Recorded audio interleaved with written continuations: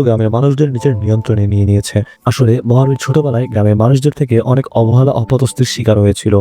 গ্রামবাসীরা তার মাকে জাদুটোনা আর টোটকা করার অভিযোগে পাথর মেরে হত্যা করে।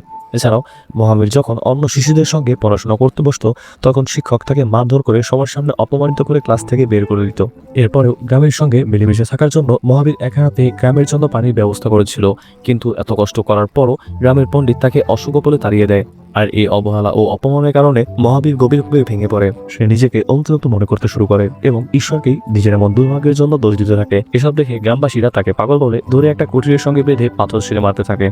আর এই ঘটনার পর মহাবীরের মনে তীব্র ক্রোধের জন্ম নেয়। সে প্রতিশোধ নেওয়ার জন্য পুরো গ্রামে আগুন জ্বালিয়ে দেয়। ঠিক তখনই এক সাধু বাবা তার কাছে আসেন। সাধু বাবা মহাবীরের এমন কষ্ট দেখে তাকে নিজের সঙ্গে তার আশ্রমে নিয়ে যায়। সেখানে বাবা তাকে অনেক স্নেহ ভালোবাসা দিয়ে বড় করে তোলেন। আর মহাবীরও সেই বাবাকে নিজের গুরু হিসেবে মান্য করে নেয়। কিন্তু গুরুজি জানতো না যে মহাবীরের মনে এতটা প্রতিশোধের আগুন জ্বলছে। তাই তিনি নিজের সব তন্ত্রমন্ত্রের জ্ঞান মহাবীরকে শিখিয়ে দেয়।